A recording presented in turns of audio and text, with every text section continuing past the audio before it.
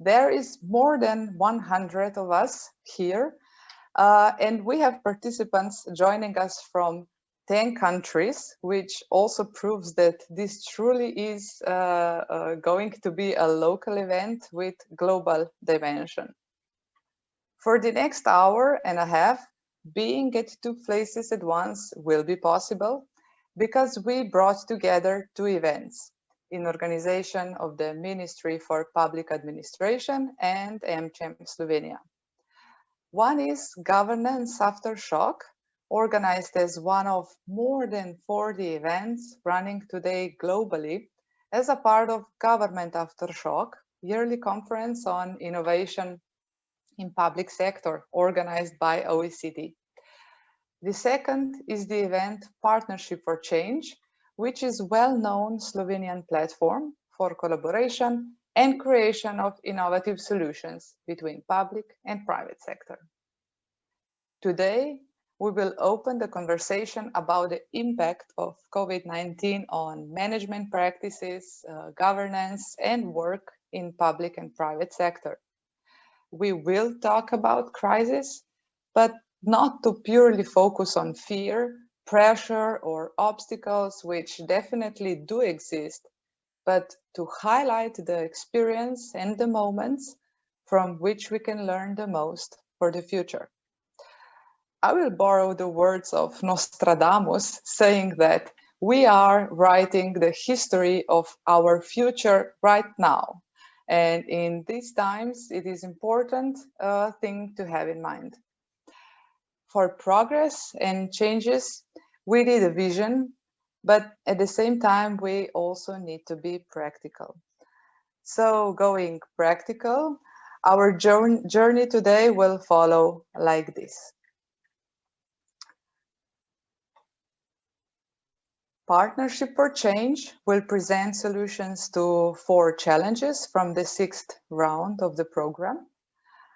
We will learn about the experience of governance and work in crisis period based on 2 surveys from public and business sector.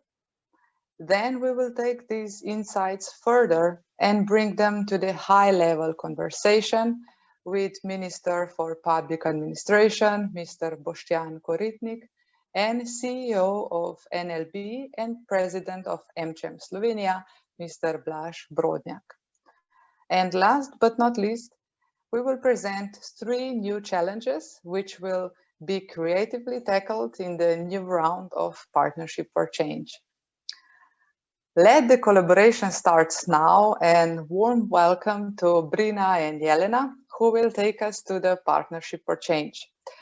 Brina and Jelena, can you please remind us what is the program about and what was happening in the 6th round? Thank you, Nina, for a nice introduction, and hello everyone also from my part. Partnership for Change is now, and we are very proud of that, an innovative platform of collaboration between the employees of the public and private sector in Slovenia. It is aimed at exchanging and using good ideas, practices, and useful solutions, as well as employee exchange. It all started as a crazy idea in a relaxed conversation between young people of the AmCham Young platform and the then Minister of Public Administration, Boris Koprivnikar. And when they were searching for solutions for a better connection of the public and private sector, they came up with the idea of employee exchange. And that's how the Partnership for Change was born. And from the then pilot project, it grew in 6 years to a national platform and more than exceeded all our expectations. Besides the employee exchange, we now also solve challenges posed by different stakeholders in Slovenia, and they are all aimed at making our living and business environment better. One way or another, we had more than 500 people, more than 100 companies, and more than 40 government bodies that took part in Partnership for Change. We are now at the beginning of the 7th round, and we can wait to see what will it bring. But before we discover new finalists of 2020, let us check what actually happened in our last 6th round. It was a really special round. First time we had even 4 finalists, and first time the partnership was challenged by coronavirus as well. Given the new situation, we had to cancel the exchange of employees, but we continued the activities to solve our challenges. Together, we were finding a solution for young people to get on their own, trying to adapt the procedure of purchasing a voucher for personal supplementary work. We were introducing institutional gardening and co-creating e-services on mobile application eDauki. Despite the epidemic, we held several meetings with key stakeholders, helped setting up the communication strategy, organized even 2 hackathons. In next minutes, you're going to see the videos about all 4 challenges, but before that, I would like you, dear guests, to pay your attention to our quick survey, where we want you to guess how many of our challenges actually came to the solution. 1, 2, 3, or even all of them. Please vote. And meanwhile, let's move to our first video, PINA, the Association for Culture and Education.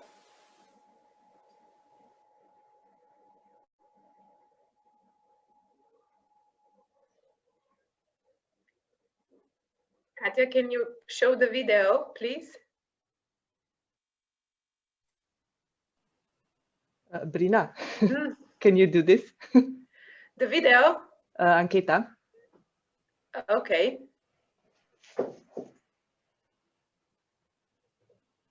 There you go. Now it works, I guess.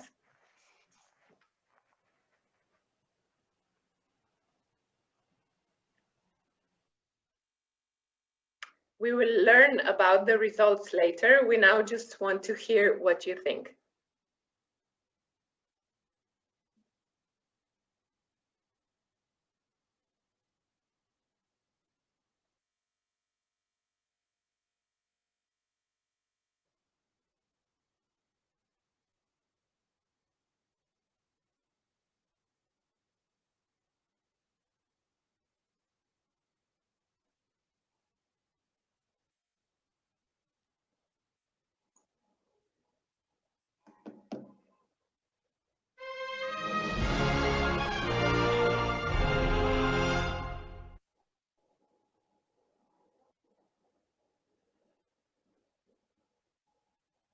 Na PINI smo naslavljali tematiko gledoč skozi oči mladih oseb, ki se soočamo s stanovanjsko problematiko. Bili smo mnenja, da je pri tem ključnega pomena dialog med posamezniki, gospodarstvom, javnim sektorjem in vsemi, ki lahko svojim znanjem, izkušnjami in idejami prispevajo k oblikovanju trajnostnih rešitev. Za pridobitev dodatnega pogleda v izziv stanovanjske preskrbe mladih v Sloveniji je bila izvedena analiza spletnih forumov in člankov, kjer smo poskušali ujeti duh časa na področju stanovanjske problematike. Zaznanega je bilo veliko nezadovoljstva, hkrati pa tudi predlogov rešitev, ki segajo dlje od državnih ukrepov, se nanašajo na sistemske, trajnostne rešitve na področju stanovanjske preskrbe. V drugi fazi smo skupaj s partnerji organizirali hackathon s Hackajmo stanovanjsko problematiko, ki so se ga udeležili pomembni akterji in odločevalci. V procesu dialoga med vsemi akterji smo prišli do 3 predlogov rešitev: najem za odkup, potencial enostanovanjskih hiš in analitični monitoring stanovanjske situacije. Kampanja Mladi na svoje je nato prešla v fazo zagovorništva, v kateri smo zbrane predloge in ukrepe predstavili ključnim deležnikom, med drugim Ministrstvu za okolje in prostor. Največji izziv je bil zagotovo prilagoditi potek vseh 3 faz v skladu z epidemiološko situacijo. V vsakem primeru smo neizmerno hvaležni za izkušnjo in celotno podporo pri zasnovi. Prizadevali si bomo, da bodo rezultati, do katerih smo prišli, upoštevani pri odločitvah v prihodnosti.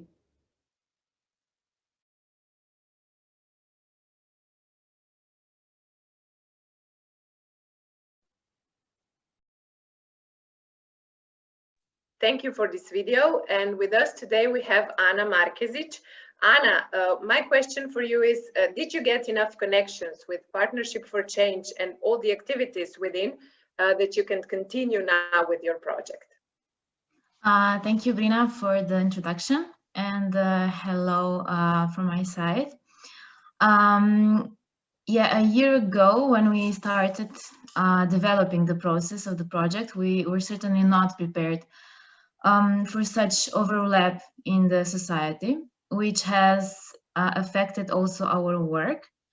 Nevertheless, our main focus was to create synergy, dialogue between NGOs, public sector, and anyone who is willing to develop the sustainable solutions with their ideas and knowledge. And if I can answer your question, yes, that was actually the result of the hackathon, which addressed 3 areas of housing challenges: rent per case, the potential of single-family homes, and analytical monitoring of housing challenges. Part of the results were sent to the Ministry of the Environment and presented to the State Secretary, Mr. Rožac. So if I can say at the end, we're more than grateful for such experience. Overall, we came to important results, which lead us to surprising conclusions. And however, during the whole process, we strived for implementation of the results, for at least reflection, if not systemic housing challenges. We definitely, if I can say, we definitely cannot hack a housing problem on a systemic level by night, but step by step, with all the connections and their contribution made during the whole process, we are one step closer. So thank you again for the opportunity. Thank you, Anna. And now let's take a look at the video of the administrative unit Mozirje.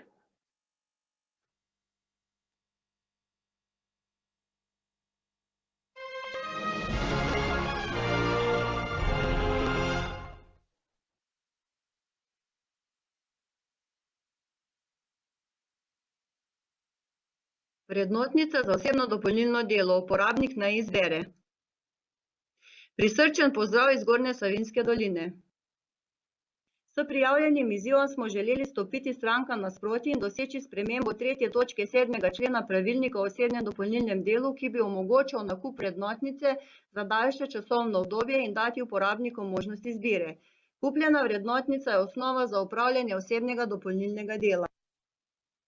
Na prvem vodnem sestanku smo definirali cilje in partnere za rešitev našega izziva. V nadaljevanju smo se srečali s predstavniki pristojnih ministrstev, kjer smo podrobneje predstavili izziv, preverili potencialne možnosti rešitve, izvedli ankete po upravnih enotah in pripravili analizo. 60% upravnih enot je odgovorilo, da imajo izraženo potrebo strank po nakupu vrednotnice za daljše časovno obdobje. Kljub zaznani potrebi po spremembi pravilnika, do realizacije žal ni prišlo. Zaradi tega se je naš izziv preusmeril k dodatnemu spodbujanju k uporabi elektronskih storitev, ki že sedaj omogoča nakup vrednotnice od doma. Vsako stranko, ki pride na upravno enoto, povprašamo, ali imate digitalno potrdilo, mogoče SMS pas, oziroma jim predstavimo možnost nakupa vrednotnice preko e-uprave. Strankam nudimo pomoč. Strankam ponudimo zgibanke v zvezi z e-storitvami.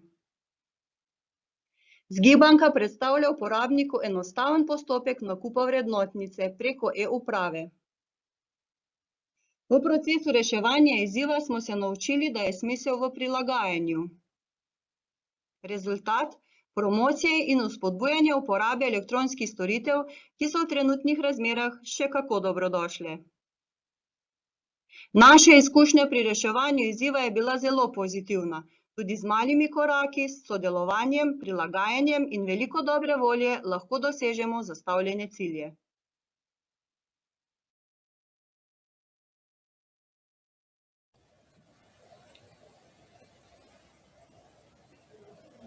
Now I'm pleased to welcome Tatjana Purnat from Administrative Unit Mozirje. Tatjana, we saw you didn't solve your challenge as you planned to, but nevertheless you found another solution. Do you find this experience as an extra boost to continue thinking about changes? Dear all, First of all, I would like to thank Ministry of Public Administration and AmCham Slovenija for this opportunity. This was a unique experience for us, something new. I will be short with answer. We do not lack the drive. We will continue to consider changes as they are the only constant in administration. I wish you all the best. Thank you. I totally agree with you. And now we are going to see what Eva Žunec from Youth Center for Cultural Activities Maribor was solving.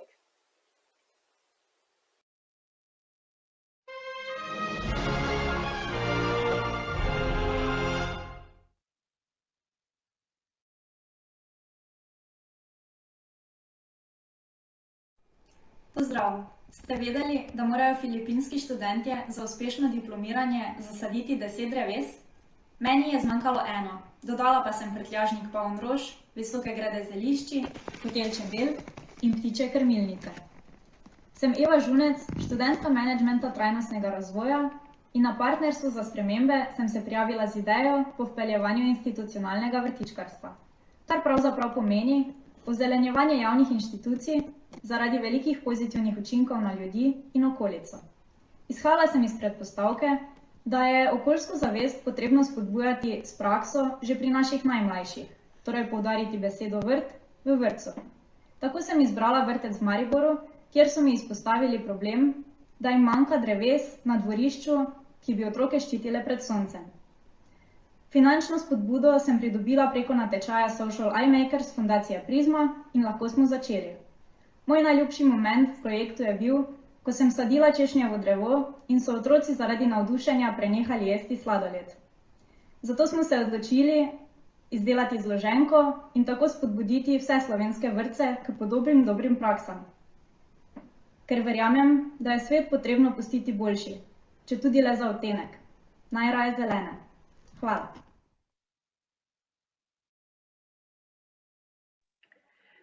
Thank you very much, and we have Eva today with us. Eva, how many kindergartens did you make green, and will you continue with your projects in your local community? Hello from my side as well. If I answer the question shortly as well, we managed to make greener 3 kindergartens.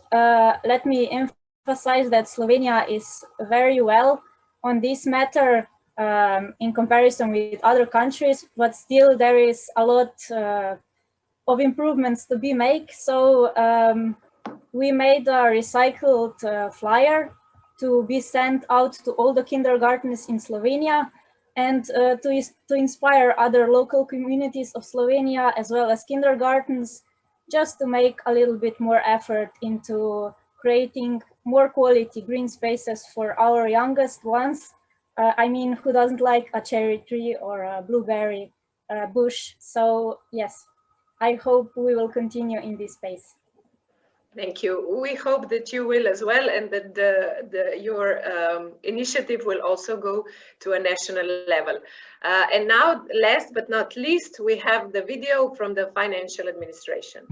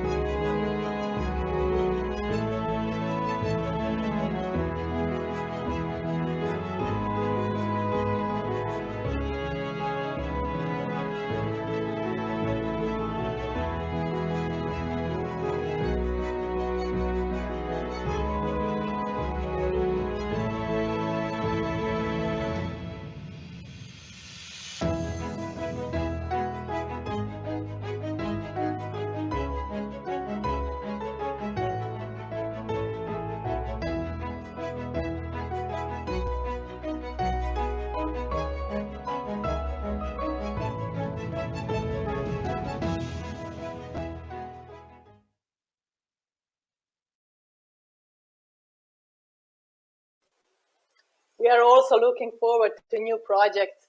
I'm pleased to welcome Mr. Bratush from Financial Administration. Mr. Bratush, during our partnership, we organized a hackathon where you had the opportunity to get first-hand impressions and needs of key stakeholders. Please tell us how this hackathon made your work plans easier when developing the application.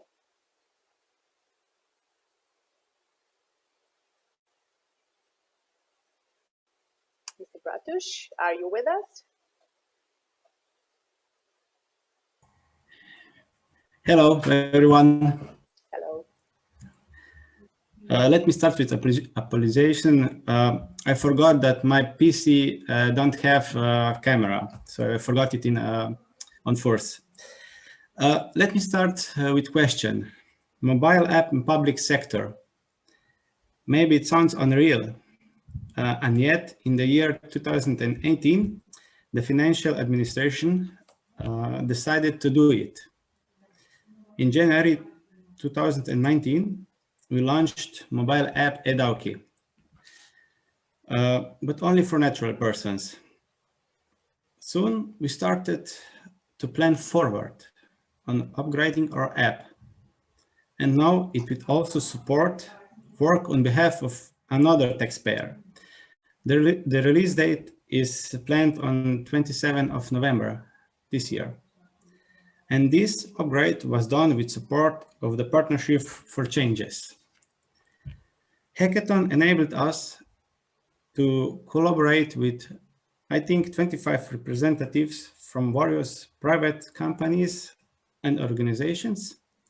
And it helped us to find better, more effective solutions and useful features for users of mobile app. In the process of hackathon, we had learned that collaboration between public and private sector can lead to several dozens of useful ideas. In fact, hackathon made our lives harder. Why, you will say?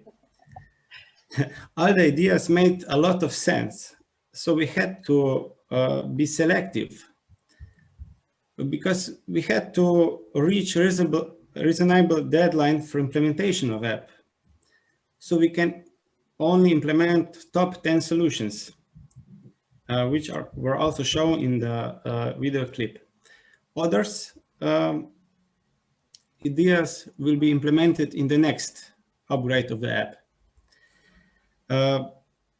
Thank you again for the opportunity to join project Partnership for Changes. It made our lives easier, so we can help taxpayers for easier completion for taxes.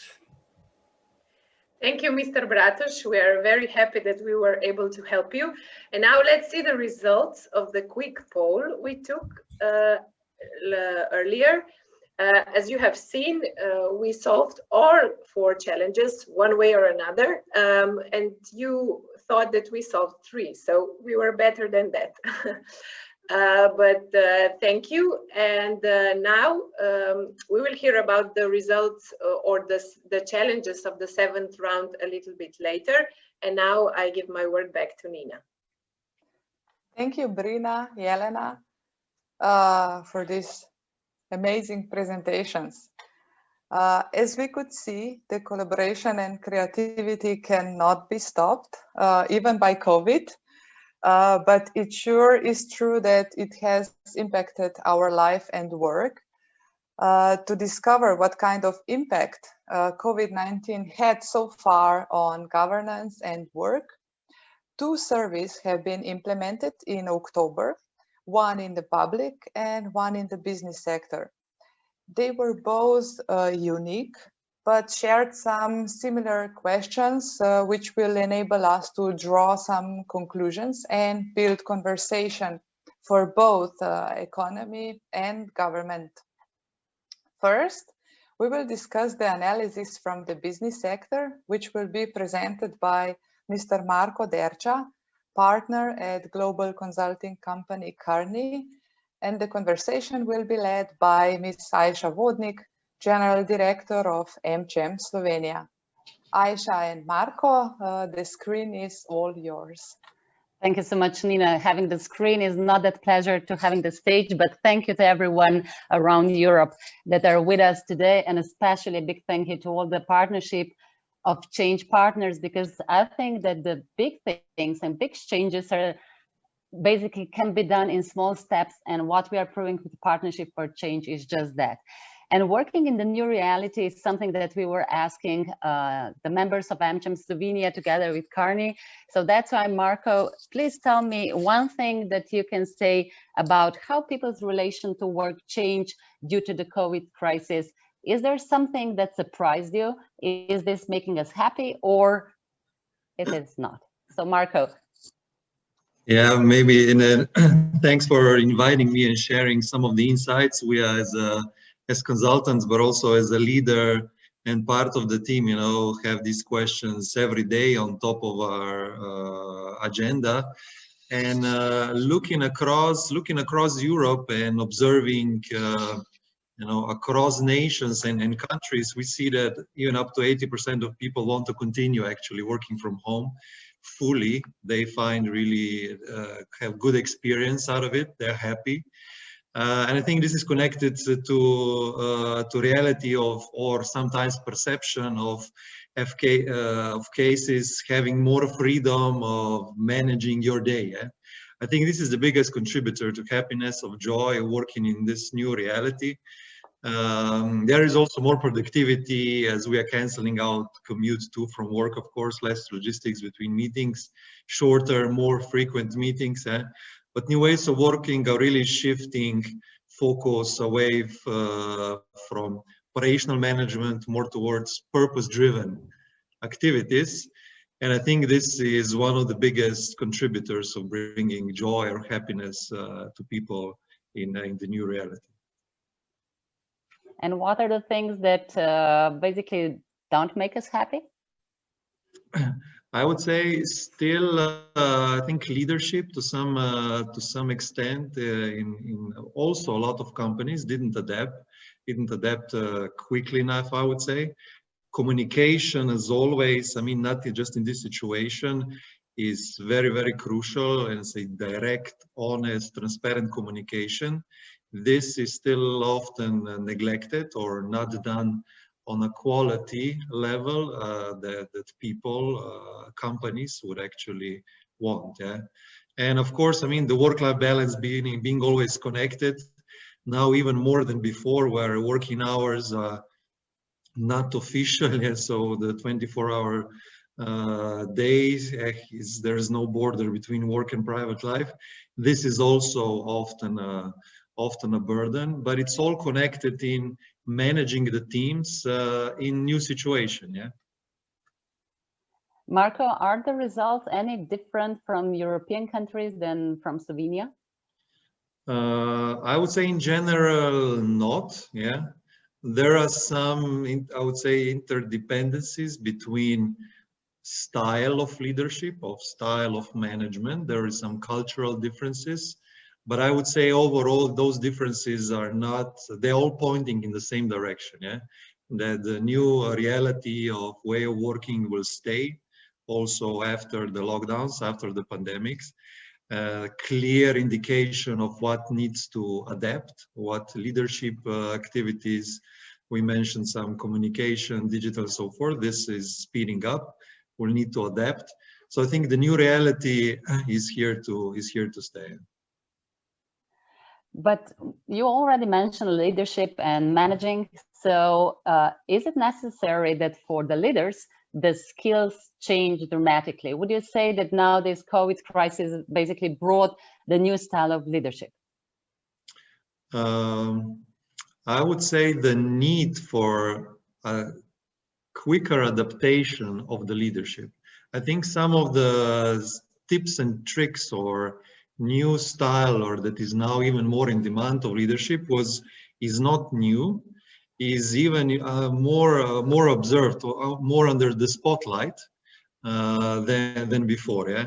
So the leaders are now, when people are not physically meeting each other and leaders don't have a daily connection with their teams, the communication, the quality of leadership is even more important than before. Yeah? And but I would say this is nothing new. Yeah. So this is now just more emphasized, and it's dividing the performance, or is showing on the performance of the companies even more faster. We are seeing that in the industries or in the markets that were most hit by the pandemic, by the situation, companies across industries, in tourism, in hospitality business, in transport, in logistics, industries where we hit the most, we have winners. We have companies that adapted quickly, and it's highly connected with adapting new style of leadership and new ways of working. At this point, of course, I would like to ask everyone, if you have any questions, we'll pick some, and if there is a burning need to ask, just put it in the chat. But one thing that it was a buzzword, Marco, all the time I would say in past 3 years, we were talking about digital transformation, revolution. It was all about that. But now it seems that we are basically living one. So tell us, what is there now different for the public and the private sector? I mean, nicely said, Aisha, by living it. I think companies are implementing now mostly measures to increase work flexibility, rapid digitalization, simplifying processes, decision making, and so forth. So something that was also done before, but now it's speeding up, drastically. I would say robotization and analytics are now really getting traction across Europe, across industries. And often mentioning, when one CEO of a larger Slovenian company was swearing, was on signing and reviewing paper documents, reports, And we calculate for that company that only the board prints produces over 2 kilometers high tower of paper annually. And overnight, in the first lockdown, beginning of the year, they started to review reports, assigning documents electronically, digitally, overnight. So the pandemic is just proving that the digital is here to stay, and that it's possible to transform more quickly. So all we need is case for urgency. And what we have learned during this crisis, Marco, I'm sure, is that resilience and business continuity is something that leaders should be aware of. And probably this is something that you were telling to the business leaders and managers, but now I guess they're listening. So what are the key success factors for the business continuity? In our survey, Slovenian companies singled out two main factors. One is type and quality of leadership, and the second one is sufficient quantity, but also quality of information. Not just enough information, but also quality information. And I can confirm that this, with also our own case in Carney, where we 2 times per year actually measure people engagement, and we got results just this month. And we're all over Europe, across countries. I would say 90% of the countries, to be precise, the communication and leadership were singled out as the most important factor for not just successful year, but also a crucial factor going forward. We found that, for example, also, video communication is by far more effective than only audio. Although, of course, not as effective as in person. And in analytics, we use the term sense and pivot. In that sense, and I think this skill of recognizing where leaders, we need to adapt fast enough, and that through role model and communication, then really pivot teams towards the successes is key. And the companies are recognizing these two elements as being key. Marco, you already mentioned some positive things that winners are doing in order to stay above everything. But is there something that you should mention? We heard leadership, we heard communication. Is there something, the end thing that you want to mention now? I mean, so all companies need to firstly answer, where we work, who we work with, how, when, and so forth. but then there are also accumulating a lot of learnings which need to be preserved, yeah, for going forward. So quickly adapting what works and what does not, yeah. I would say fast decision making in new, smaller, agile teams, for example, is super important. So adapting often also over the night. Innovation, yeah. So not to hinder the innovation process because we are not collaborating, we are not physically with each other. Yeah. There are also some traps, I would say, that companies, because this is fairly new, yeah, for a lot of teams, are not yet mitigating. For example, some challenges of people tending to work with people who think similarly, yeah, or actually who who work in the same working style. This is now needs to be more closely managed, as in a calling or through video or audio. A person that will just confirm my assumption is much easier than opening a more confrontation, collaboration type of video conference and to discuss new things. Marco, as you said, that effective communication is really important. Let me test now with Nina and you, because I know that people wanted to ask you something. I give you 30 seconds. Nina, you'll pose the question. And yes. Thank you for this. Thank you, Aisha. Here you go. What about, here is a question. What about trust between the managers and the employees concerning the work? Yeah, I would say this is, as mentioned, connected with the new sort of adapting the leadership style, but also, I mean, from my experience, if you give more freedom to people, you know, give them more purpose why they are working on an assignment, yeah, or on an activity, and then they let them, they come to an objective, to the target, you know, maybe sometimes more on the left side, sometimes more on the right, but in their own style, way of working. This is really then creating more trust, yeah. So people see that leaders trust you, trust them, you know, making on their own, and also leaders get the results faster and with more, I would say, effect, and people are happy at the end. So I would say it's just in Slovenia we are more prone to operational management, yeah, micromanaging. I think it's maybe connected a bit also to the culture, and this pandemic is giving us opportunity to actually be more, have more purpose-driven leadership, and I think this will just affect in a positive way Slovenia and the regional companies.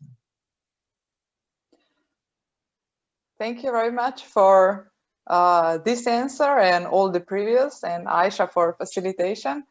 That was really interesting. And from what we've heard, I think that creation of future-ready organizations is well underway. And we could say also that the future will require new systemic leaders with new skills. For discovering the learnings from the public sector, our guest will be Mr. Peter Pogačar, Director General of the Directorate for the Public Sector at the Ministry for Public Administration. I also invite participants to post your comments or questions in the chat box.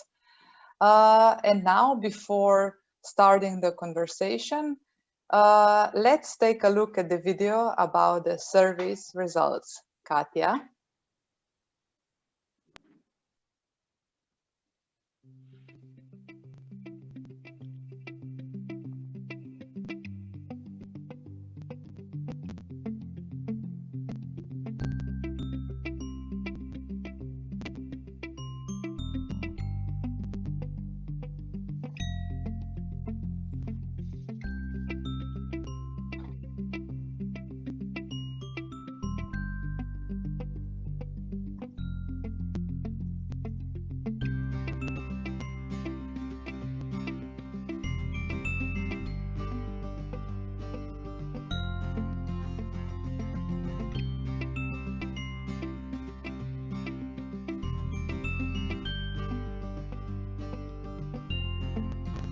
Sva, tega jaz zdaj ne govorim, ne, ker so to že...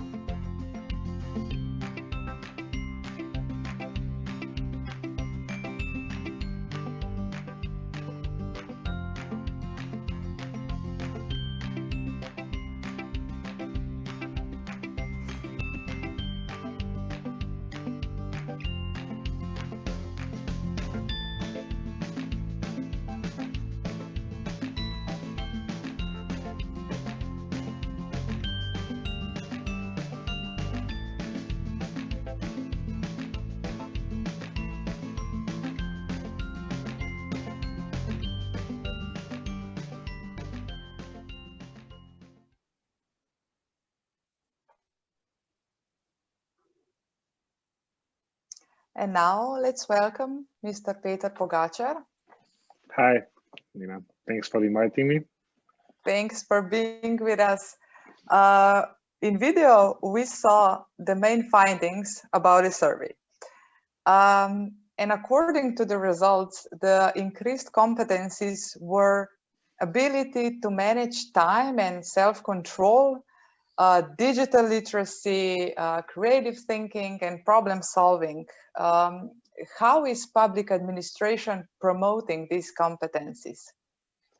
Well, actually, what I found really interesting, and it's worth mentioning to the public, is that I think the pandemic crisis in the beginning of March switched the civil service for teleworking, and it didn't happen over months, it happened overnight actually. And it broke down the stereotype about the civil service being non-flexible, rigid, and everything. Actually, overnight, 75% of civil servants were working from home. Actually, the first legislative measures for public sector were written online conferences on Viber calls and everything. So actually, it was really not surprising because I knew that, but I'm pretty sure that for the public reputation of civil service, actually, it is a proof that in civil service, people are innovative, they are creative, and they are solving problems all the time. I was afraid by the results that show that, like, after the end of spring wave of pandemic, more than half of respondents said everything went back to normal. But I think that what we are doing now, what if this is new normal? So we have to adapt to new times. And I think that at the Ministry of Public Administration, we are doing a lot, and we will be doing a lot in the future to improve the digital skills, the competencies, the digital skills of employees, but most important, and it's practically the same as in private sector, the competencies, the skills of the leaders in civil service. Thank you for that. And as you mentioned, the second question is that also what Marko was mentioning before, that the leadership is key for changing behaviors and proactive, creative, and motivated employees. This is a well-known fact. But leadership was identified in the survey as a little bit less important than, for example, clear responsibilities of individual employees. I'm wondering, can you tell us what will the development of leadership and leadership competencies look like in the future? Actually, I was surprised by that answer too, because if on one hand, the respondent said that the quality of information, the quality of organization of work is really important, but this is what leaders do. This is what leaders should be doing, actually. And I think that in the future, we will, during this pandemic crisis, the civil service leaders had to do something that was totally new for them. They had to organize overnight telework. They had to put some people on furlough, which is something that in private sector managers are used to do, but in civil service, of course, not. So, but they managed to adapt. What I think that this pandemia improved the competencies of civil service leaders at the same time regarding the communication skills, and most important, the trust to your employees.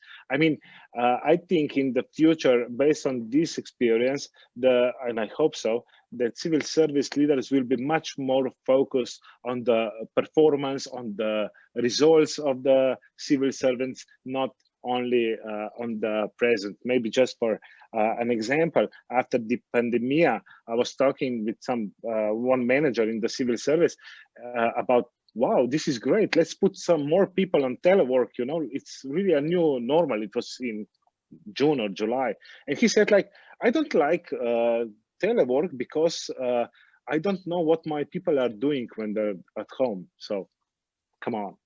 we don't want that kind of leaders in civil servants. And I must say that 99% of leaders in civil service are not like that. So maybe that's the leaders should build the trust in their employees. They should focus on results. We are still obsessed with measuring presence in the office with times and writing reports on what you are doing at home. I don't need a report, I see a result. Yes, very good. I like the answer. And what you said, leaders are the engines of progress, and leaders and their competencies.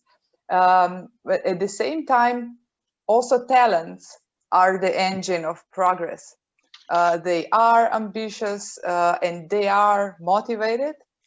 But how can you attract talent to public administration, and at the same time, how can you ensure that they stay motivated, ambitious, and that they grow and develop within the system? Well, that's a really interesting question, and it's a challenge not only for Slovenia, but I can say for all, for instance, OECD member states, how to attract talents in the public administration. There are different measures that some countries, member states adopted, like branding of working in civil service. But the most important is that we will attract talents in civil service, not just by salary policy. There are different tools. You can offer a talent, creative environment, the opportunity to personally grow in the beginning, of your career. If you can show him there are different forms, flexibility of work, flexibility of performance, performance pay, for instance, which is not the case in civil service, as much as we would like to. I think this are really important challenges, and we try to work on it. I'm really happy that together with the OECD, we are preparing a study, age and talent management in civil service, and it is all about how to attract, how to gain and retain talents in civil service, and it will also be one of the topics of the Slovenian presidency to EU in 2021. Well, the most important thing is not just salary, it's prepare the public administration to become an attractive employer, to attract employees with right mix of skills, help them progress quickly, learn new skills, competences. That's the issue. And to keep them being ambitious. And if we want to see the public administration in 5 years, could you, Mr. Pogačar, as a last question, what is your prediction? How will the public administration look like in 5 years? Will it be different and take advantage of this experience of the crisis, or will it slip back to its previous state? I think that in 5 years, the public administration will be different, will be leaner, focusing on the necessary task. It will be digitalized work processes and digitalized services for citizens. But it's all about the people. That's the beginning and the end. It's not about the hardware. You can buy hardware anywhere. What really a challenge is in order to achieve this goal in 5 years is to put the right people in the right position, equip them with the right competencies and skills, to have employees in civil service that are skilled, creative, and not afraid to be innovative.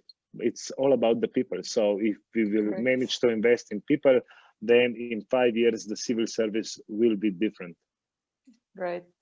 Thank you very much for this fruitful conversation, Mr. Pogačar. And we wish you a lot of success in creating more flexible and fit for purpose public administration. Thank you so much, Nina. Now I'm passing the facilitation of future to Ms. Aisha Vodnik to take us to the high-level conversation, and we'll see the introduction to the dialogue.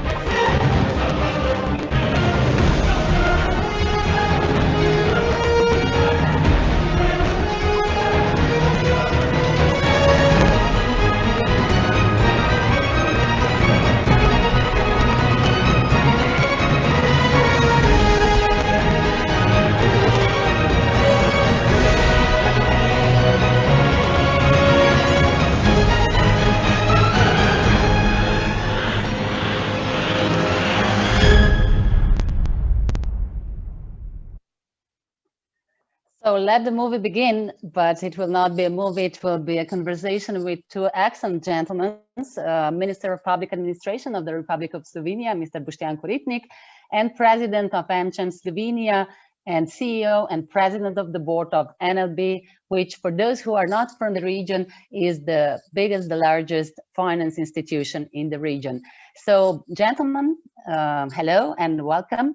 And I know that we said high level, but one thing that it's really important is that we know how do you feel in this new normal. So I'll start with you, Mr. Koritnik. Welcome.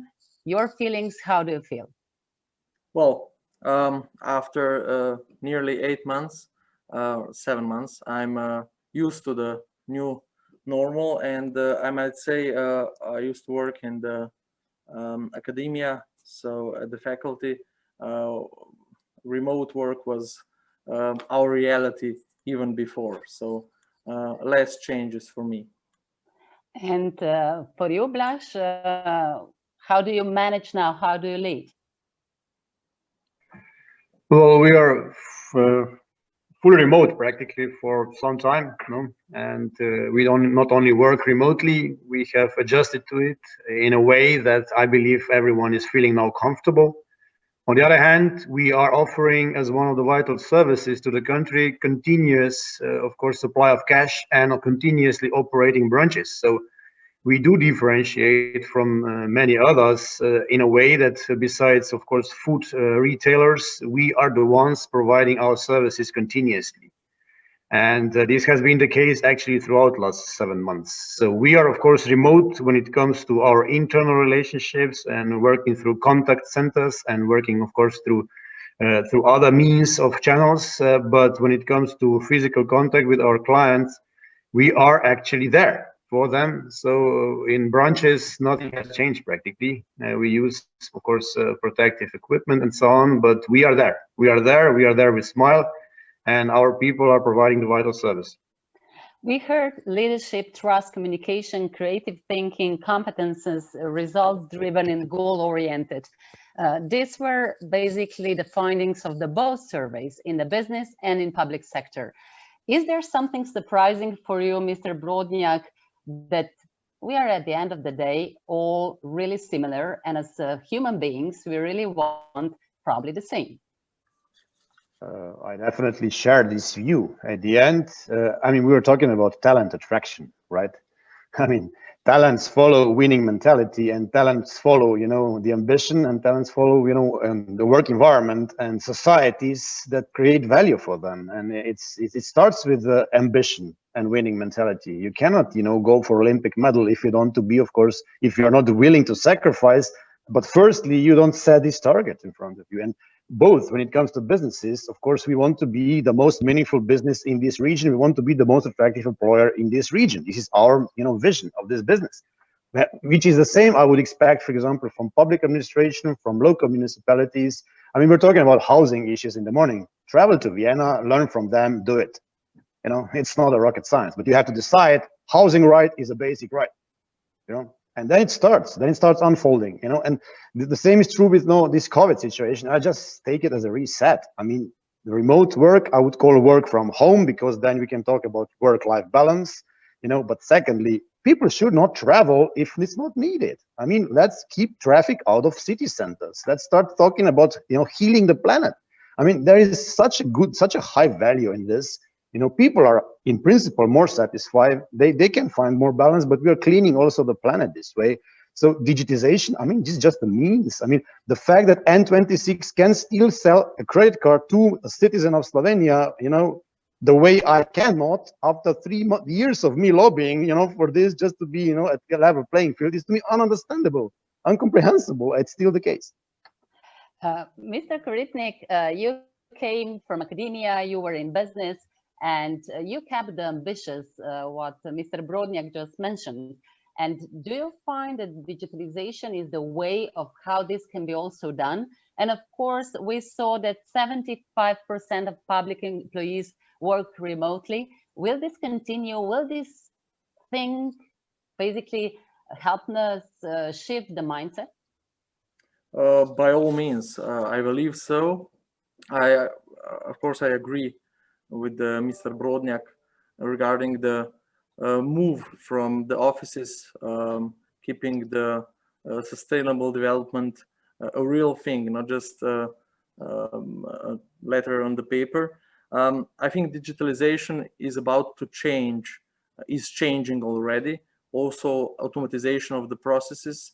You know, many of our professions will be extinct in 5 to 7 years due to automatization, artificial intelligence, and I think this shift caused overnight, as my colleague Peter Pogačar said, will increase the speed of these changes. So I think it is a start of a revolution in the way we work, and I hope it will increase the quality of the personal life, business life balance, and of course the efficiency of what we're working and doing. The way how we work is definitely different. So Mr. Brodnjak, we will introduce, and we have already introduced, new different ways of working. We will improve productivity, but we also heard that the leadership in this point is crucial. So did you change anything in your leadership style? Well, it's above all the intensity of communication that is in principle now higher, you know, because especially during the uncertain period of COVID, you know, one thing is clearly remote operations, but the other thing is uncertainty. People do feel insecure. People, you know, half of people are almost close to paranoid given the situation, right? So it is really somehow instilling confidence and comfort and calming them more or less that, you know, everything is going to be all right. As much important as giving proper guidance and vision on business in business terms. So it is really now a combination of being simply human, you know, understanding, you know, that they are somehow in distress, and, you know, being with them, you know, reporting, you know, I'm on the ground visiting branches as well, but, you know, also having the town hall addresses to all the employees. I think this is very important now to do it more frequently, to keep them in the loop, you know, keep them informed, of course, provide now also the protective equipment and so on, and at the same time being a business leader. So it's really now, it's a bit of a family treatment now because of the stress, but then at the same time showing the light at the end of the tunnel. Furthermore, showing this crisis to be an enormous opportunity, because this is about a fern we live in. This is one of the greatest opportunities ever for this part of the world. So now vaccines are here practically half a year, maybe a bit more, you know, when we get out of this stress, but then we are going to fly. And we have such a potential. And if we now put all of us together to the common denominator, and I'm really getting very, very frustrated what's happening now, you know, given who is going to govern. Guys, let's jointly govern until next elections. But in this period, let's really address this enormous opportunity.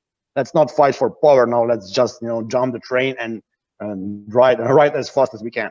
You know, out of the health crisis, and of course, on board of business. Thank you so much. And this communication is so important to have really good connections. Mr. Koritnik, for the business leaders, it's obvious. They need to lead, they need to be business leaders, and as Blaž said, also have this family treatment toward their people. Is this something that is obvious also for the public servant leaders? Is this something that you want to introduce into your work? And of course, your colleagues throughout the public administration recognize creative thinking and problem solving as the key for basically addressing new challenges. How will you adapt to that? And what is the strategy for public administration to introduce this even more? So 2 questions in one. How will you as a leader lead, and how will the public administration strategy be adapting to the need of new competences? Well, thank you for a very innovative question. I don't think the roles in the public sector and in the business are quite so different. They only operate in a different environment. Of course, I heard before Mr. Pogačar said 99% of the leaders in the public sector are not looking for presence, but rather for the results. I would like it to be that way. I don't think we're there yet at the 99%, but it is a way.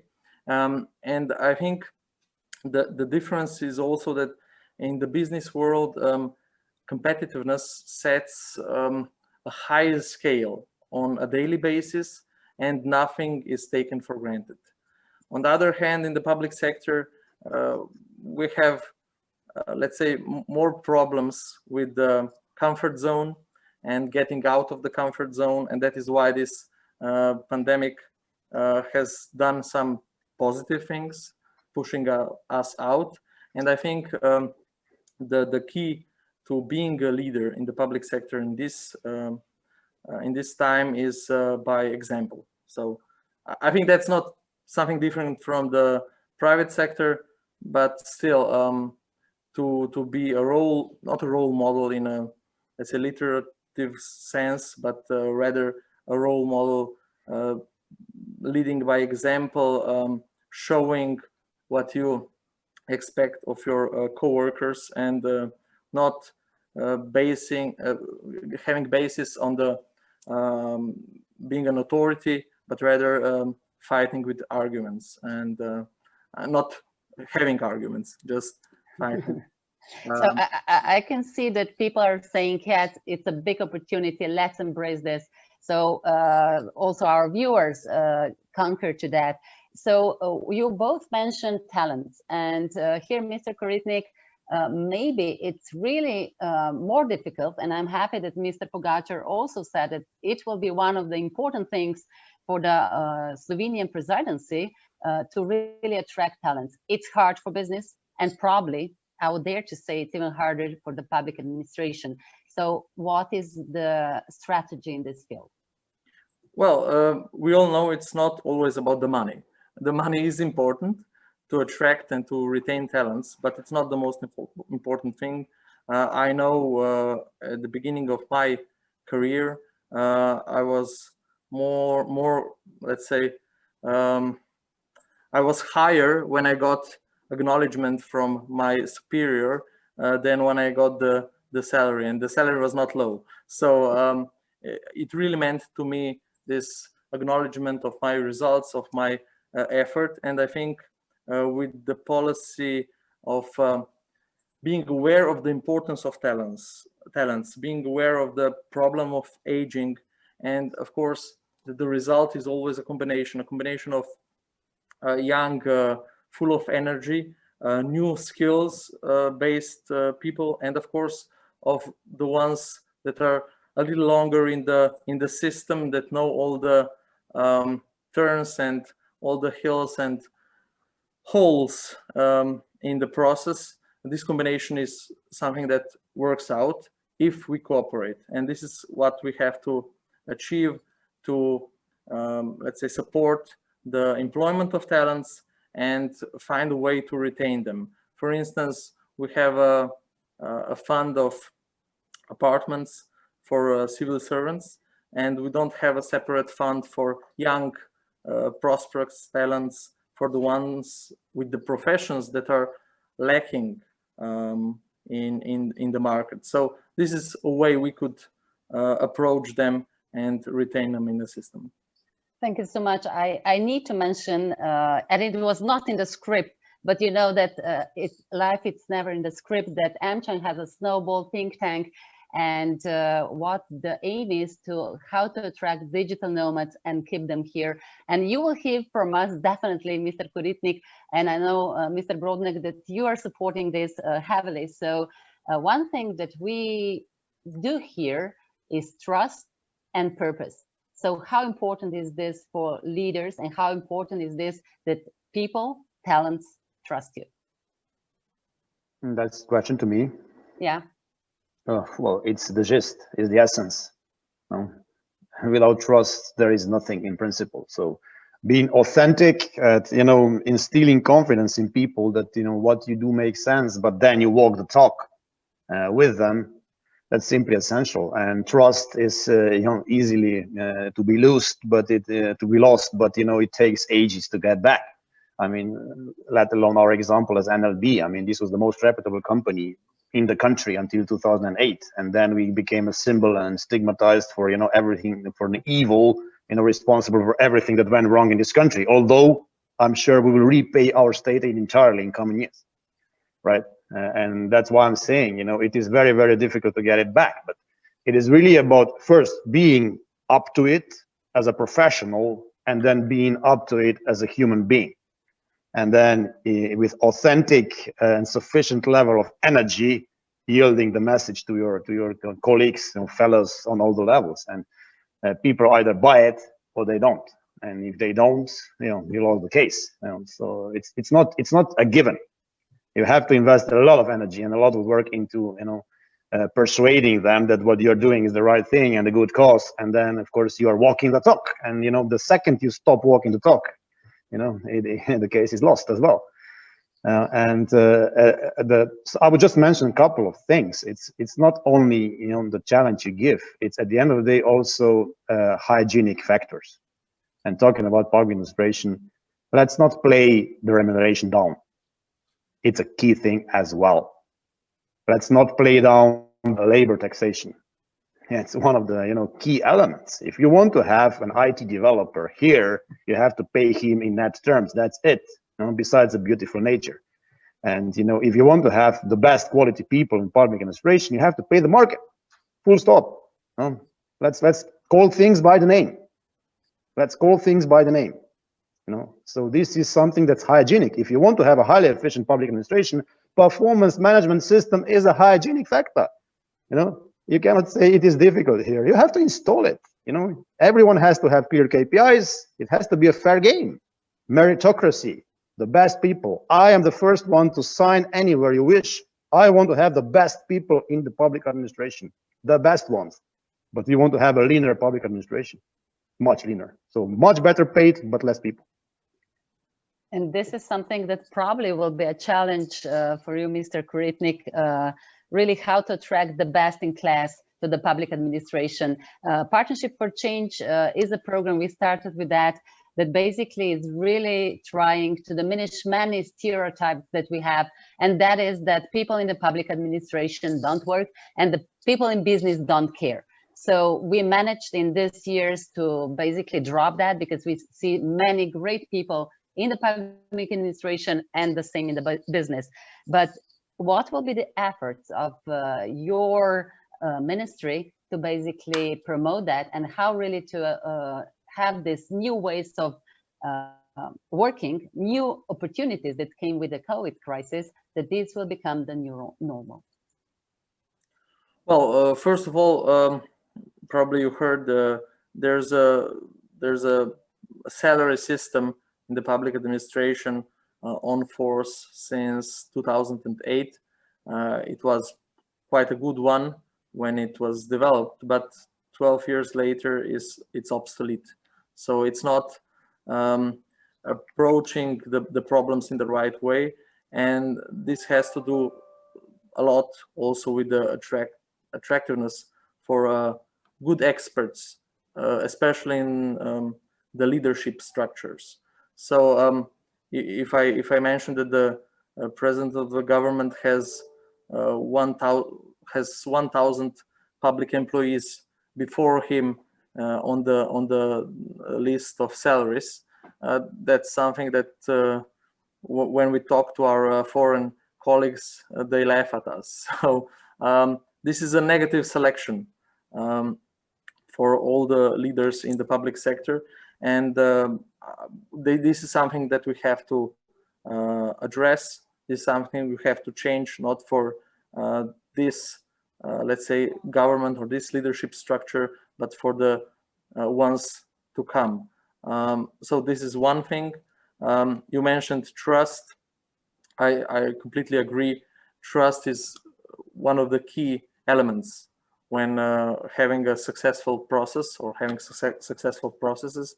When we started working from home, I said, how do we monitor the results, the achievements? And my colleagues told me, well, we have to give reports every week what we have done at home. And I was like, I don't want to read about I've been answering emails for 5 days.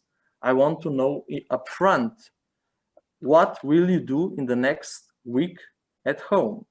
And that is a slightly heavier mission, but I think it shows the right view. We have to see the results. We have to be result oriented, not just passing the time. And I have to say, there are many myths, urban myths we have to break. One of that is you don't work in public administration. I always tell this anecdote. When I was a student, I was always wondering what people in the faculty administration are doing. They have 1 hour open doors, and afterwards they drink coffee. And I had full mouth of that crap, sorry for the expression. And afterwards I was working 6 years at the faculty of biology, and I was working at the administration. And that was the first time that I saw how many processes are there behind backdoor processes that we don't see. We only see the stamp on our paper. So this is that was a great school for me. So I never judge if I don't see it for myself. Thank you so much. And this is one good thing that I can say, that we'll hear from Alex Roberts, Deputy Head of OPSI and Lead for Country Public Sector Innovation from OECD, a short clip that will show their view. And then, of course, I'll ask both you gentlemen for the comments.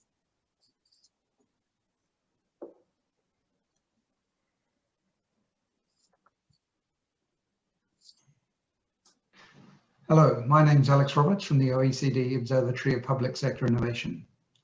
Are we seeing different forms of organisation within the public sector now? I think we are in many ways. Over the past few years, we've seen a lot of flattening of organisations, in part due to austerity or government cuts, which have forced organisations to become leaner. I think we've also seen over the past few years more engagement and experimentation with innovation labs, which provide a different sort of structure for bringing together talent and different methodologies, different types of people, different skill sets, and experimenting with those and engaging with the public and other parts of the public sector in different ways. I think we've also seen the rise of different types of arrangements. From Canada, for instance, I can think of the Free Agents program, which allows people to take on different roles, to self-identify as a free agent and to work in different areas depending on where their skills are needed. Another example also from Canada and the Impact and Innovation Unit, where their behavioural insights team has hired people with behavioural insights expertise, but then sort of loaned them out to other areas across the public service, so that they're still connected back in one central area and can share learning across different areas, but also are put where they're needed, so those skills can be built upon and demonstrated in different contexts. And I think we're seeing the rise of different types of platforms that allow different types of engagement with the public sector with the private sector, with the community, ways of leveraging skills and talent outside of the usual sort of hiring arrangements or whatnot. There are challenge platforms that allow governments to issue challenges and say, this is where we need help, who can help us? There's the rise of other platforms that empower people by government giving them the tools and resources and knowledge necessary to act in different ways. I think it's tough. Bureaucracy is always going to pull towards certain forms of organization. A command and control sort of structure is built in to a lot of how we think about bureaucracy. But I do think we're seeing the signs of new forms, new structures that might provide alternate ways of arranging and working in the public sector. And with this, what I can add is basically that we are proud that Slovenia has an innovative platform called Partnership for Change, that we are happy as AmCham, who is partner with the government, that it's not basically one of the things that we think it's not good when the one government starts something that the other then stops it. So 4 ministers were there with this, and I'm proud that we are continuing with this. Mr. Koritnik, what do you see? Is this one of way how we can better cooperate? Because cooperation was mentioned, but 91% of our public employees that this is something how we can address the future challenges. By all means, this Canadian example is great. It's connecting processes and skills through people moving around. This is, like you mentioned, one of the projects of AmCham, so that people get to know different places, get out of the, I already mentioned, the comfort zone. And I think this is something we should try to keep as a new normality. Also regarding the already mentioned the life, personal life, business life balance, and of course also sustainable development. Less people on the roads, more let's say flexible work time. We already know that in Sweden they know let's say morning type people and evening type people, night type people, and they acknowledge that difference, and effectivity grows. So we have to be more flexible and have more understanding for the fact that people are different, and that doesn't mean bad or worse, just different. Thank you so much, Minister. And I think since you're working in the public administration, nobody knows what type of you, because you work 24/7. Thank you for that, and thank you. It's not an easy time to govern. And the same goes to you, Mr. Brodnjak, dear Blaž, our president. You're also 24/7. Is this something that we need to learn as leaders, that we need to work now in these times of crisis? I think everyone needs to learn that work has become a part of the life, right? And you should stop splitting work and family and free time and work. I think it's an integral part of us, and we should be able to come to define work as flexible enough to accommodate for the best things from the private life, right? And the other way around. Everyone who is stuck to eight-hour working day, logic is going to be lost in space, because digitization is simply, all across the board. And it's much more convenient for, I don't know, someone to take kids out of the school and out of the kindergarten at 3 o'clock and then work until 6 or something, and everyone is happy. As the alternative being rushing from the city center at 2:30 to be there on time at 3 and being fully frustrated 2 hours before, right?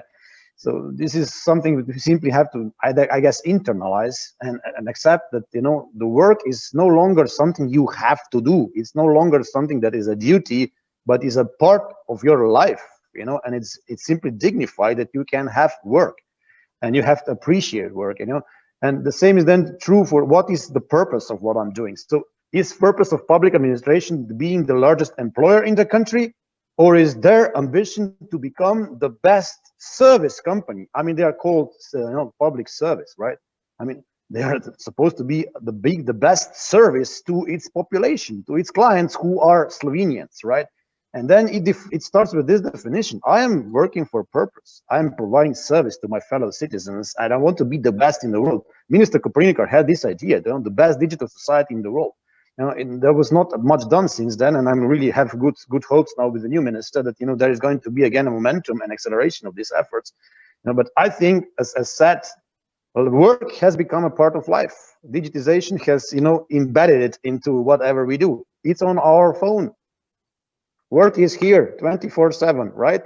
But it enables you to be much more effective because you can tackle it. And maybe it's for someone that is an evening time better to do it at 11 o'clock in the evening than at 6 o'clock in the morning, right? Thank you so much. You see, this is my president. So you know that my work is all the time here, but for me, it's really important what we'll do next. First, I would like to thank both of you gentlemen. It was a good discussion, many fruits for thought. But for us, the 7th round of Partnership of Change is something that we are really proud of and we really feel it. So Nina, tell us, how will now bring this to an end? Yes, thank you, Aisha. Well, we've heard that collaboration really is key, and what we have heard so far, the future will be full of creation of innovative solutions. Which solutions will be shaped in the next 7th round of Partnership for Change? Brina and Jelena, can you take us closer to this answer? Thank you, Nina. Yes, and hello again from our part. Jelena and I, we can't wait to get to know this year's challenges and get to work. And I would like to say that we are very pleased that despite the circumstances, we have 3 exceptional challenges, and we are eager to find out how will they make our lives better. So let's get to know them. First, we will hear from the Knowledge Transfer Office of the University of Ljubljana. And now I invite Simona. Simona, the virtual floor is yours. Thank you very much. Can you just confirm that you see our PowerPoint? Yes, we see. Yes, great. So let's take it to our challenge. Did you know that only 60% of European graduates are employed in the first month after graduation, and additional 20% find work in the first 6 months? But even when graduates get employed, they need additional training to be able to bring added value to his or her employer. And why is that? Well, employers expect a crafted graduate with particular sets of skills who can engage in the work process as quickly as possible. The issue is those expectations are not necessarily met. The most obvious reason is universities cannot answer individual needs of each employer. However, there are competences that are in common to many of them. And this opens an opportunity for a joint action. And what is our plan? Our plan is to develop and implement a concept of triple helix model of education by engaging employers in the learning process of our students, hands-on and as soon as possible. This means we wish to include employers as an important stakeholders in our co-creation of higher education space, while still maintaining our academic freedom, which allows us to develop those areas that are not yet commercially interesting, but are the basis for the future progress and prosperity of our society. And to achieve this goal, we will start a challenge-driven learning pilot with interested employers. For the development and for the implementation of this pilot, we need the cooperation of you, representatives of companies and public organizations. And thus we invite you to share your challenges and help us define particular competences students need to learn or acquire. By participating in the pilot, you will actually be co-creating special educational program for improving general skills of the students, for example, entrepreneurial mindset, leadership, and help embed the systemic challenge-based learning in the curriculum of the University of Ljubljana. We are aware that the challenge is not easy, and nor is the solution. It is closer to heart, actually. But when we join forces with you, we can do it. We can co-create a new educational approach, bringing universities closer to society. We really hope you will join us in our adventure. Thank you.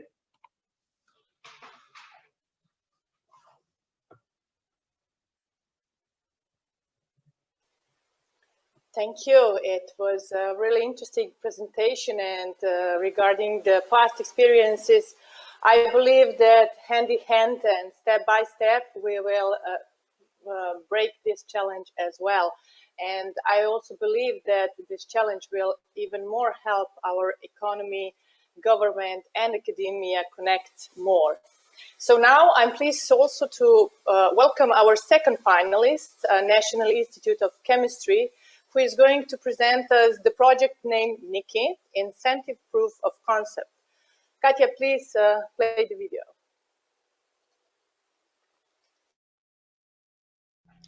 Welcome to my presentation. It's my pleasure to present our project Nikki, which was initiated by the Knowledge Transfer Office from National Institute of Chemistry. The challenge presented by the team of Knowledge Transfer Office addresses the challenge of all Slovenian public research organizations, and that is how to make innovation from National Institute of Chemistry more attractive to private investment and commercialization. In Slovenia, public research organizations get financial support from the state only for research and innovation at the lab level. Regarding to the concept of the technology readiness level, which present the technology maturity level, so the progression of technology from initial idea with technology readiness level 1 through scientific investigation to major product in service of technology readiness level 9.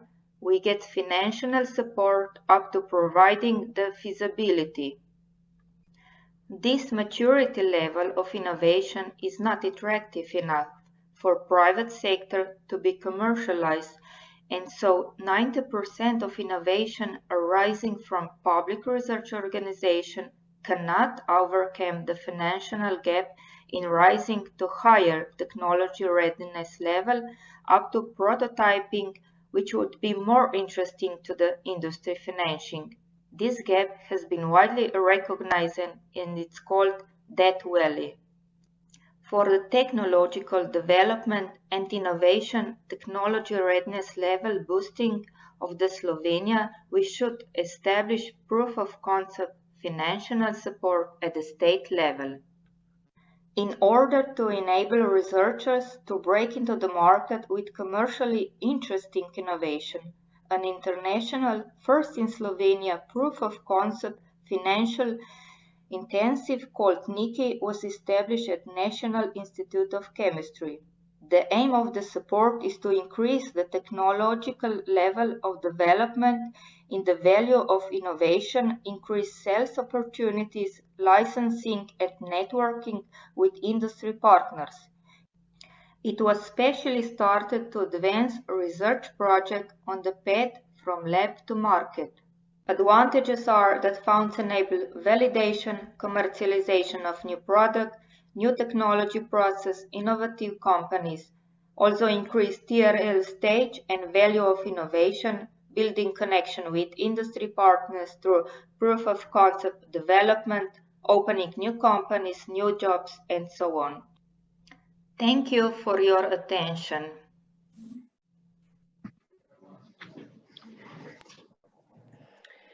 Thank you very much for this presentation.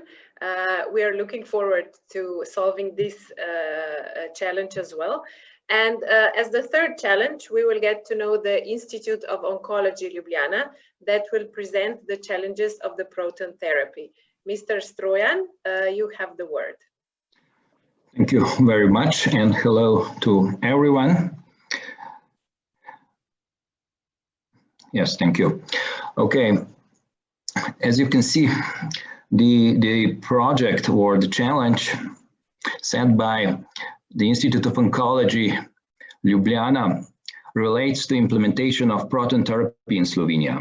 We believe that this is very responsible contribution to society and the public health system on general. And why is that? Next slide, please.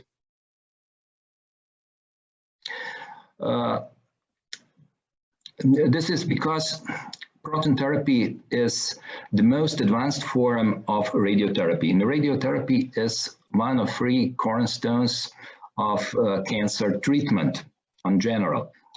And compared to standard radiotherapy, proton therapy offers treatment with much less toxicity, as well as, at least in some particular cancer type, also higher probability of cure. We believe that proton therapy cancer should be part of the Institute of Oncology, actually integrated in Slovenian public health system, because only this way we can assure the optimal utilization of all capacities of such center, as well as that proton therapy will be available to all patients who would potentially benefit from it. Next one, please.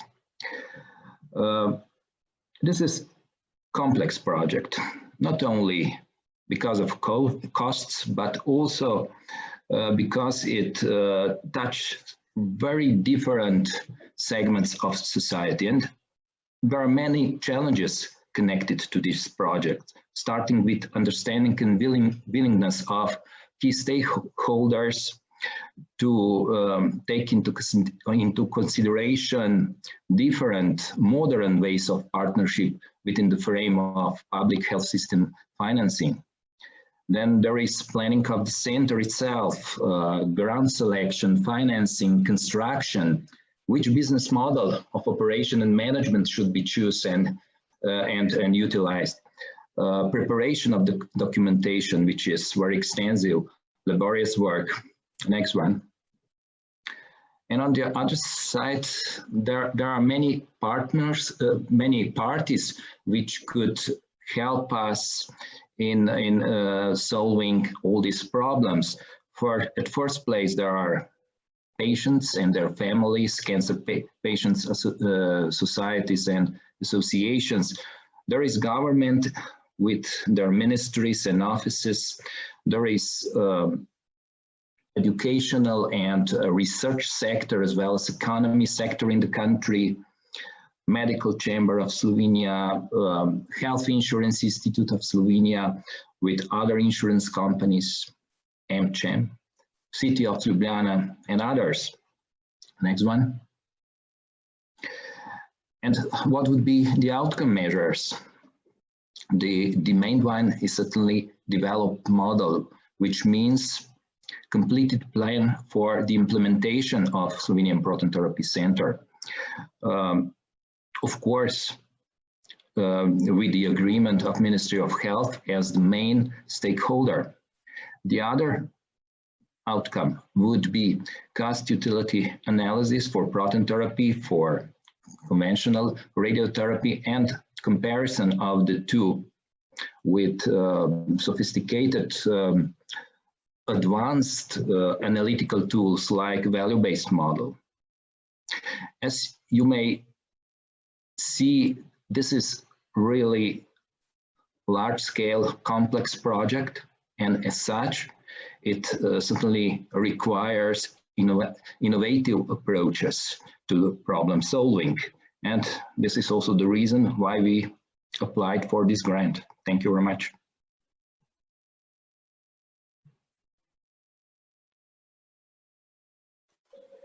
Thank you very much as well.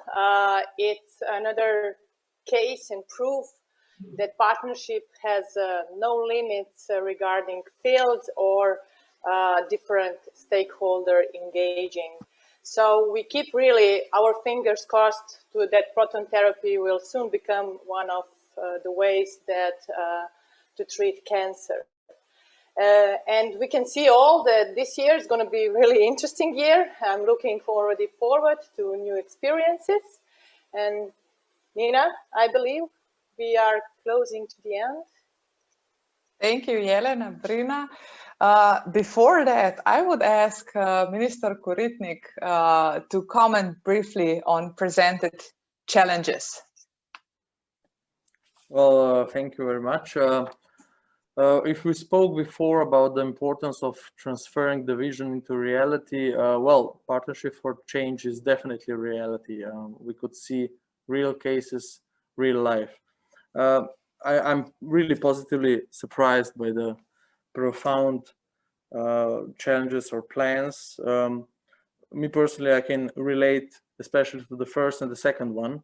First, because of my startup experience, and the second, due to the fact that I was an employer many years and I work at the faculty. So I know this change, for better said, this difference between the apprehension of the employers and the apprehension of the faculty creating the workforce, if I may say so. Regarding the third challenge, I can't comment on that. I can just see that there is a need, and I hope it will be achieved, realized. And I didn't see my ministry among the all capable of assisting, but I would be glad to assist in every of those 3 projects. And I'm really proud that our partnership continues, even though we are facing big crisis. And once again, I believe that we will witness new success, and I already look forward to the results in the coming year. Thank you. Thank you, Mr. Minister, for your answers, to all for being our guests and sharing your views on the present and on the future. And while we are approaching to the end of our event, we can conclude that we are on the way to even stronger collaboration and co-creation of systemic as well as very practical solutions in government and business sector. Messages from today can definitely reinforce optimism and determination, so we can create the best history of our future. Don't forget, tomorrow is the 2nd day of yearly OECD conference on innovation in the public sector, again with interesting topics and guests. Thank you all for participating, and thanks again to the Ministry for Public Administration and AmCham Slovenija to organizing this amazing event. And of course, also a big thank you to OECD for creating a platform for this ongoing global dialogue. I wish you all a lot of success. Thank you. Bye. Thank you. Thank you. Goodbye. Bye. Bye.